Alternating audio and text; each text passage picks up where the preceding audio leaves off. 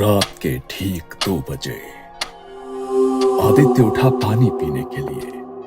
Kitchen की light बिना जलाए ही वो अंदर गया। उसने देखा कि सामने सिंक के पास कोई खड़ा है। लाल कपड़े, खुले बाल, पीठ उसकी तरफ। उसने कांपते हुए कहा, संजना। जैसे ही उसने गर्दन घुमाई, वो संजना थी, उसकी मरी हुई बीवी। आज सुबह ही उसका अंतिम संस्कार हुआ था। ये पहली बार था जब आदित्य को समझ आया कि मृत्यु का मतलब ये नहीं कि कोई चला गया। कुछ लोग रुक जाते हैं क्योंकि मोह उन्हें बांध लेता है। स्थान देवगढ़, एक छोटा लेकिन शांति पहाड़ी कस्बा, जहां हर आवाज जंगलों में गूंजती है। देवगढ़ में पोस्टिंग के 2 साल बाद आदित्य मिश्रा की मुलाकात स्कूल की अध्यापिका संजना रावत से हुई। शुरुआत में बस कैजुअल बातें हुई, लेकिन धीरे धीरे उनकी मुलाकातें गहरी होती गई। कभी स्कूल मीटिंग्स, कभी टीचर्स एसोसिएशन की चाय पर चर्चा, और फिर वो चर्चाएं लंबी शामों में बदल गई। आदित्य को संजना की आंखों में एक ठहराव दिखता था, और संजना को आदित्य की बातों में वो सम्मान महसूस होता जो हर स्त्री अपने जीवन साथी से चाहती है। कुछ महीनों बाद आदित्य ने आखिरकार हिम्मत जुटाकर संजना से कहा, अगर मैं तुम्हारे साथ उम्र बिताना चाहूं तो क्या तुम मुझे अपनाओगी? संजना हल्की मुस्कान के साथ बोली, मैं पहले से ही तुम्हें अपना मान रही हूँ। लेकिन इस प्यार के रास्ते में एक सच था। श्रुति, संजना की छोटी बहन। श्रुति बहुत पढ़ी लिखी नहीं थी, लेकिन समझदार और सहज स्वभाव की लड़की थी। घर के बड़े बुजुर्गों ने पहले ही आदित्य और श्रुति के रिश्ते की बात पक्की कर दी थी। आदित्य ने कभी इस रिश्ते के लिए हाँ नहीं कहा, लेकिन उसने मना भी नहीं किया। आदित्य के दिल में सिर्फ संजना थी। आखिरकार उसने संजना को मिलने बुलाया। संजना, एक बात कहनी है, लेकिन नहीं जानता कि कैसे कहूं। इतने महीनों में अब भी मुझसे कुछ कहने से डरते हो?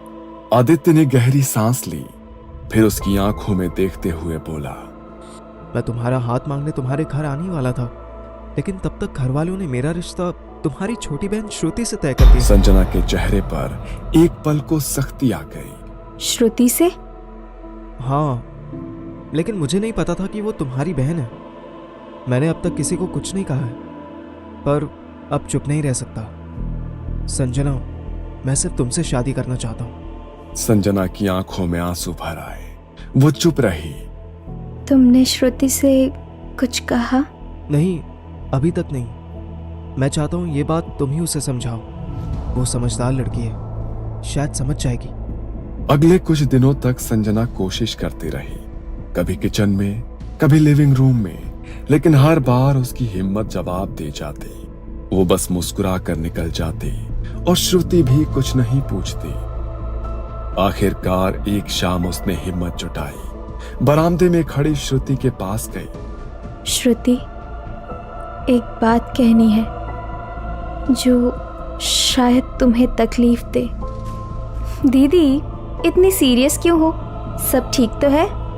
आदित्य, जिससे तुम्हारा रिश्ता तय किया गया है, वो मेरा बॉयफ्रेंड है। श्रुति का चेहरा पल भर को भाव शून्य हो गया। कुछ सेकंड की लंबी खामोशी के बाद श्रुति धीरे से बोली, क्या आप दोनों एक दूसरे से प्यार करते हैं? संजना की आंखों से आंसू गिरने लगे। हाँ, मैंने कभी चाहा नहीं था कि ये ऐसे हो। मैंने तुमसे कुछ भी नहीं छीना, बस ये सब बस हो गया। श्रुति लंबे समय तक बस संजना को देखती रही, फिर हल्की मुस्कान के साथ कहा, आप खुश रहो दीदी, बस यही काफी है मेरे लिए। संजना की आंखें छलक उठी। उसने श्रुति को कसकर गले लगा लिया। बाद में आदित्य ने भी श्रुति से माफी मांगी। श्रुति बस आदित्य से इतना बोली, कभी इन्हें मेरे प्यार का एहसास मत होने देना। बस दीदी को टूटने मत देना। 3 साल बाद एक नींद जिससे वो कभी जागी नहीं। संजना और आदित्य की शादी को 3 साल ही हुए थे। प्यार वैसा ही था। रोज सुबह आदित्य चाय बनाता, संजना बालों में फूल लगाकर उसे तंग करती और रात को दोनों एक साथ बैठकर पुरानी बातें करते। पर सब कुछ एक रात में बदल गया। एक रात संजना ने कहा, दिल भारी सा लग रहा है आज, कुछ ठीक नहीं लग रहा। अचानक सीने में दर्द उठा। अस्पताल ले जाया गया, पर डॉक्टर ने सिर झुका लिया। Heart failure. उस रात आदित्य की दुनिया बदल गई। उसके दिल की धड़कन रुक गई। गांव के शमशान घाट में अगली सुबह संजना का अंतिम संस्कार किया गया। संजना को शादी के जोड़े में विदा कर दिया। उसका चेहरा शांत था, लेकिन उसकी आंखें खुली थी। पंडित ने कई बार मंत्र पढ़े, लकड़ियां डाली और आदित्य ने अग्नि दी। पर जैसे ही आग जलने लगी, साथ साथ धुआं भी उठता रहा, पर शरीर भस्म नहीं हो रहा था। चिता पूरी तरह भड़कने के बजाय बस धीमे धीमे सुलग रही थी। लोगों के बीच फुसफुसाहट हुई, ये शरीर त्यागना नहीं चाहती, ये आत्मा मोह से फंसी है, ये जाना नहीं चाहती। आदित्य ने यह सुना, लेकिन उसकी हालत ऐसी थी कि शब्द उसके कानों में घुलते ही खो गए। बस एक अजीब सा बोझ उसके सीने में बैठ गया। उस रात आदित्य अकेले घर लौटा। घर में एक अजीब सा सन्नाटा था। बीच रात वो किचन में पानी लेने गया। खिड़की से आती चांद की रोशनी में उसने यही देखा कि वो खड़ी थी। लाल साड़ी, खुले बाल, हाथों में वही चूड़ियां, चेहरा अधभरा धुंध में, लेकिन वो पहचान गया। आदित्य का गला सूख गया। संजना? उसके होठ थोड़े हिले, जैसे वो मुस्कुराई हो, और फिर अंधेरे में समा गए। इसके बाद आदित्य को नींद नहीं आई। वो बिस्तर पर लेटा तो जरूर, लेकिन दिमाग उसी किचन के दरवाजे पर अटका था। आदित्य सोच रहा था, क्या सच में मैंने उसे देखा या ये मेरे दिमाग का खेल है? उस रात में कई बार उसने उठकर किचन में जाकर देखा। हर बार बस खालीपन था। सिर्फ फ्रिज की धीमी आवाज और घड़ी की टिक टिक। सुबह होते ही उसने श्रुति को फोन किया। आवाज में घबराहट और अकेलापन साफ झलक रहा था। श्रुति, कल रात मुझे लगा जैसे मैंने संजना को देखा। जीजू, आपको अकेलेपन ने परेशान कर दिया है, मैं आ रही हूँ। उस दिन के बाद से श्रुति अक्सर उससे मिलने आने लगी। कभी कुछ खाने का बहाना, तो कभी पुरानी बातें करने का। कई बार वो देर तक बैठी रहती, और कई रातें ऐसी भी थी जब वो वहीं रुक जाती। धीरे धीरे उनकी बातचीत गहरी होने लगी। कभी हंसी तो कभी चुप्पी, कभी बस एक दूसरे को देखना, जैसे कोई नया रिश्ता बनने को तैयार हो। लेकिन दोनों को ये एहसास नहीं था कि जिस घर में वो करीब आ रहे थे, वहां कोई और भी मौजूद था। कोई जो ये सब कुछ देख रहा था। संजना के जाने के बाद आदित्य का अकेलापन अब सबके सामने साफ दिखने लगा था। श्रुति अक्सर उससे मिलने आती, उसके लिए खाना बनाती, घर साफ करती। जब कभी आदित्य कहता, आज रुक जाओ, घर लौटने में देर हो जाएगी, तो श्रुति घर वालों को फोन करके कह देती, आज मैं यहाँ रुक जाऊंगी। धीरे धीरे दोनों की ये मुलाकातें घर और गली में चर्चा का विषय बनने लगी। लोग कहते, शायद दोनों एक दूसरे में सहारा ढूंढ रहे हैं। ये बात दोनों परिवारों तक पहुंची। उन्होंने सोचा कि सही समय आने पर इनसे शादी की बात कर ली जाए, पर इस पूरी कहानी को कोई और भी देख रहा था, यानी संजना की आत्मा। वो अक्सर आदित्य और श्रुति को साथ बैठा देखती, कभी खिड़की के पास खड़ी रहती, तो कभी दरवाजे के पीछे। धीरे धीरे लोगों ने भी रात में गली में उसके दिखने की बातें करनी शुरू कर दी। कल रात मोड़ पर किसी को लाल साड़ी में देखा और फिर पलक झपकते ही वो गायब हो गई।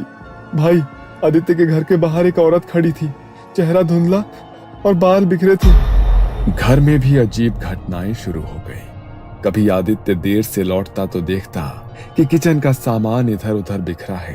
कभी शाम को लौटकर किचन में जाता तो गरम चाय तैयार मिलती। वो सोचता शायद श्रुति आई होगी और बनाकर गई होगी। लेकिन कई बार तो ऐसा तब भी हुआ जब श्रुति आई ही नहीं थी।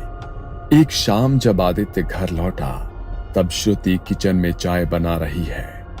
उसने धीरे से पुकारा, श्रुति। वो पीछे मुड़ा और आदित्य का दिल रुक सा गया। वो चेहरा श्रुति का था, लेकिन आंखें, मुस्कान और वो हल्का झुकाव सब संजना का था। वो कुछ देर बस देखता रह गया। जब श्रुति ने उसे आवाज दी तो वो होश में आया और उसे अब श्रुति दिखी। उस रात आदित्य को एहसास हुआ कि संजना सिर्फ बाहर से ही नहीं देख रही, वो श्रुति के अंदर भी आ रही है, कभी कभी पूरी तरह। वो श्रुति के जरिए आदित्य से प्यार करने की कोशिश करती थी, पर श्रुति को इसका कोई अंदाजा नहीं आया था। दिन गुजरते रहे, लेकिन आदित्य का चैन जाता रहा। संजना अब सिर्फ गली के मोड़ पर या किचन में नहीं दिखती थी, वो हर जगह थी। कभी सुबह दफ्तर जाने से पहले वो दाढ़ी बनाते हुए आईने में देखता तो पीछे संजना खड़ी होती। आदित्य पलटता तो पीछे कोई नहीं होता। कभी टीवी देखते हुए कमरे के कोने में लाल साड़ी का किनारा हिलता दिखता। रात को सोते वक्त बिस्तर के पास किसी के बैठने का एहसास, पर आंख खोलो तो सिर्फ अंधेरा। और सबसे खौफनाक, कभी कभी आधी रात को नींद खुलती तो उसे महसूस होता कि कोई उसके सीने पर बैठा है। ठंडी सांस उसके चेहरे पर आ रही है और फिर धीरे धीरे वो वजन हल्का हो जाता। आदित्य को धीरे धीरे समझ आने लगा कि संजना अब सिर्फ बाहर नहीं है, वो श्रुति के अंदर भी आती है। कभी कभी श्रुति आदित्य से ऐसी बातें करती जो सिर्फ संजना जानती थी। एक शाम आदित्य ने बस यूं ही कहा, वो पुराना लाल दुपट्टा कहाँ है जो तुमने हमारी पहली दिवाली पर पहना था? श्रुति ने बिना सोचे जवाब दिया, अलमारी के ऊपर वाले खाने में रखा है और उसके साथ वो चांदी की पायल भी है जो तुमने पहली बार खरीदी थी। आदित्य हिल गया। ये बातें तो सिर्फ संजना को पता थी, श्रुति को कैसे पता? और फिर अगले दिन जब उसने फिर उसी बारे में पूछा तो श्रुति ने उलझे चेहरे से कहा, कौन सा दुपट्टा? मुझे याद नहीं। उसकी आंखों में उस वक्त सिर्फ मासूमियत थी। यानी कल रात जो जवाब दे रही थी वो श्रुति नहीं संजना थी? इसी बीच घर वालों ने उनकी शादी की बात पक्की कर दी। सबको लगा कि ये दोनों अब एक दूसरे के बिना रह नहीं सकते। लेकिन शादी की तारीख जैसे जैसे पास आती, अजीब रुकावटें आने लगी। एक बार कार्ड छपते छपते प्रिंटिंग मशीन में आग लग गई। दूसरी बात, पंडित जी अचानक बीमार पड़ गए और मुहूर्त बदलना पड़ा। आखिरकार तमाम बाधाओं के बाद उनकी शादी हो गई। पर शादी के दिन भी जब आदित्य ने फेरे के वक्त श्रुति का हाथ पकड़ा तो उसकी हथेली बर्फ जैसी ठंडी थी। श्रुति ने धीरे से उसकी ओर देखा और होठों पर वही मुस्कान थी, वो मुस्कान जो सिर्फ संजना की थी। शादी के बाद शुरुआती दिनों में सब कुछ ठीक लग रहा था। श्रुति घर के काम संभालने लगी। आदित्य से उतनी ही नरमी और अपनेपन से बात करती जैसे कोई नई दुल्हन करती है। लेकिन आदित्य ने महसूस किया कि उसका सजना संवरना बिल्कुल वैसा ही है जैसा संजना करती थी। वो वही लाल बिंदी लगाती, वही इत्र लगाती जिसकी खुशबू आदित्य पहचानता था, वही साड़ी जो संजना की पसंदीदा थी। पहले आदित्य ने सोचा कि यह महज एक संयोग है, लेकिन जब उसने देखा कि श्रुति किचन में वैसे ही चाय बना रही है, उसी तरीके से जैसे संजना बनाया करती थी, पतीले में पानी डालने से पहले पत्तियां हल्की सी भुनना, तो उसके रोंगटे खड़े हो गए। धीरे धीरे यह एहसास बढ़ने लगा श्रुति की चाल, उसके हाव भाव, उसकी हंसी, सब कुछ संजना की तरह हो चुका था। ऐसा लग रहा था जैसे आदित्य ने दूसरी बार संजना से शादी कर ली हो। लेकिन डर वहीं से शुरू हुआ। रात को जब आदित्य और श्रुति सो जाते तो कई बार आदित्य की नींद एक एहसास से खुलती कि बिस्तर के पास कोई खड़ा है। लाइट जलाने पर बिस्तर खाली होता, लेकिन खिड़की आधी खुली होती और बाहर गली से किसी औरत के पायल की छन छन की आवाज आती। श्रुति अक्सर बिना वजह के घंटों आईने के सामने बैठी रहती। अपनी साड़ी का पल्लू वो बार बार ठीक करती। एक दिन उसी आईने में आदित्य को देखते हुए उसने कहा, अब कोई मुझे तुमसे अलग नहीं कर सकता। आदित्य की नजरें उसके हर हाव भाव पर थी। आज उसने ठान लिया था कि वो सच सामने ले आएगा। संजना। श्रुति के हाथ रुक गए। कुछ पल उसने कुछ नहीं कहा। फिर बहुत धीरे से उसने सिर घुमाया। उसके चेहरे पर हल्की सी मुस्कान थी, वही मुस्कान जो आदित्य सालों पहले देख चुका था। संजना, ये तुम हो ना? श्रुति धीरे धीरे आईने के सामने खड़ी हुई और बिना पलक झपकाए आदित्य की तरफ देखा।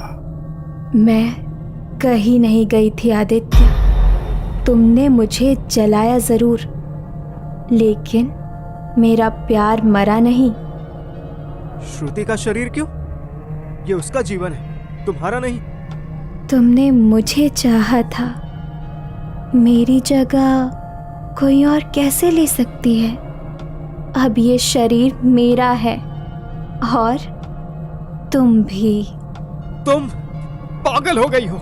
पागल नहीं, तुमसे अलग होने के दर्द ने मुझे जिंदा रखा है आदित्य। लेकिन अब अगर तुम चाहते हो कि मैं श्रुति को ऐसे ही छोड़ दूं, तो तुम्हें मुझे कीमत देनी होगी। कीमत? कैसी कीमत? उसने अजीब और खतरनाक मांगे करना शुरू कर दिया। तुम्हें पवित्र तेल से दिया जलाना होगा और 7 रातों तक उसे कोई ना देखे, बस जलता रहे। उस मंदिर की मूर्ति लाकर दो जहां हमारी पहली मुलाकात हुई थी। और एक रात उसकी आवाज ठंडी और पत्थर जैसी हो गई। एक बलि चाहिए, बकरा नहीं या मुर्गा नहीं, इंसान की। आदित्य डर के मारे कुछ कह नहीं पाता। वो जानता था अगर उसने मना किया तो शायद संजना श्रुति की जान ले लेगी। इसलिए उसने हर मांग पूरी करने की कोशिश की। तेल का बर्तन, मंदिर की मूर्ति, लेकिन हर बार एक मांग पूरी होते ही दूसरी और भी भयानक मांग सामने आ जाती। आदित्य को अब समझ आ गया था कि यह मोहब्बत नहीं, पागलपन था। और अगर उसने कुछ नहीं किया तो वो श्रुति को हमेशा के लिए खो देगा। आदित्य अब टूट चुका था। संजना की आत्मा की अजीब और खतरनाक मांगे, श्रुति का बदलता स्वभाव और अब श्रुति का गर्भवती होना, सब मिलकर उसे अंदर से तोड़ रहे थे। हर रात उसे डर सताता था कि अगर ये आत्मा बच्चे पर भी हक जताने लगी तो क्या होगा। आखिरकार एक रात उसने तय किया कि वो अब चुप नहीं बैठेगी। गांव के बाहर पहाड़ी रास्तों के बीच एक पुराना आश्रम था जहां बाबा सुदर्शन नाथ रहते थे। कहते हैं कि बाबा ने कई खतरनाक आत्माओं को मुक्त किया है, लेकिन उनकी विधि आसान नहीं थी और हमेशा खतरे से भरी होती थी। आदित्य ने जैसे ही बाबा को अपनी पूरी कहानी सुनाई, बाबा की आंखें सिकुड़ गई। बेटा, मोह में फंसी आत्मा सबसे खतरनाक होती है। प्यार और पागल में फर्क मिट जाता है और वो किसी भी हद तक जा सकती है।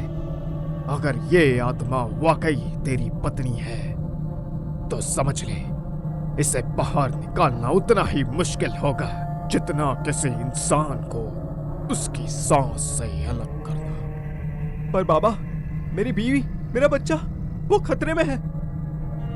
ये काम आसान नहीं है, इसमें जान भी जा सकती है। अगर तेरी किस्मत ने साथ छोड़ दिया तो ये आत्मा तुझ पर या तेरे बच्चे पर भी सवार हो सकती है। कुछ पल की खामोशी के बाद आदित्य ने सिर झुकाकर कहा, मैं तैयार हूं बाबा, बस श्रुति को बचा लीजिए। बाबा ने एक मोटी पीली कागज पर सामग्री की सूची लिखी। शमशान की राख जो अमावस्या की रात ली गई हो, पीपल के पेड़ की सूखी टहनी, काले तिल और सरसों का तेल का दीपक, लाल धागा जो किसी विधवा के हाथ से बंधा हो, और सबसे आखिरी एक मुट्ठी भर मिट्टी उस जगह की जहां संजना का अंतिम संस्कार हुआ था। इन सब के बिना विधि अधूरी रहेगी और आत्मा और भी भयंकर बन जाएगी। 2 दिन तक आदित्य ने हर चीज जुटाई। कई बार ऐसा लगा कि कोई अदृश्य ताकत उसके पीछे है। मंदिर जाते समय हवा का तेज झोंका, घर लौटते वक्त गली के कोने में वही लाल साड़ी का आभास, और रात को खिड़की पर दस्तक। अमावस्या के 2 दिन बाद बाबा शाम को आदित्य के घर आए। लिविंग रूम में एक गोल घेरा बनाया गया, चारों दिशाओं में दीपक रखे गए और बीच में हवन कुंड। श्रुति को घेरे के अंदर बिठाया गया। उसके माथे पर सिंदूर का गोला बनाकर बाबा ने काले तिल का तिलक लगाया। जैसे ही मंत्रोच्चार शुरू हुआ, हवा का रुख बदल गया। खिड़कियां खुद ब खुद बजने लगी, जैसे कोई हाथों से उसे पीट रहा। श्रुति का शरीर धीरे धीरे कांपने लगा। उसकी सांसें तेज हो गई और फिर आदित्य, ये क्या कर रहे हो? मैं तुम्हें छोड़कर नहीं जाऊंगी। ये शरीर अब मेरा है। संजना, ये गलत है। श्रुति को छोड़ दो, हमारे बच्चे को छोड़ दो। अगर मैं नहीं तो कोई नहीं। मैं तेरा पहला और आखिरी प्यार हूं। बाबा ने तुरंत पीपल की टहनी को हवन में डाला और शमशान की राख श्रुति के चारों तरफ छिड़क दी। ओम क्षिप प्रेत मोचनाय नमः। मंत्रों की गूंज से कमरा भर गया। तभी अचानक श्रुति के चेहरे पर एक डरावनी मुस्कान फैल गई। उसकी आंखों से दर्द में आंसू बहने लगे। आदित्य ने पहली बार महसूस किया कि यह अब सिर्फ उसकी पत्नी की आत्मा नहीं है, ये हद से ज्यादा डरावनी बन चुकी है, जैसे बाबा ने पहले बताया था।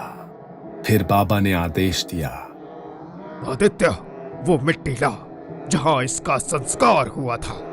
आदित्य ने कांपते हाथों से थैली खोली और मिट्टी बाबा को दे दी। बाबा ने वो मिट्टी हवन की आग में डालते हुए कहा, जैसे ये शरीर धरती में मिला, वैसे ही तेरी आत्मा अब धरती में मिले। मुक्त हो जा। जैसे ही ये कहा गया, श्रुति ने भयानक चीख मारी। उसका सिर पीछे को झुक गया और एक काली राख उसके शरीर से निकलकर धुएं की तरह ऊपर उठी, फिर हवन की लपटों में समा गई। श्रुति बेहोश होकर जमीन पर गिर पड़ी।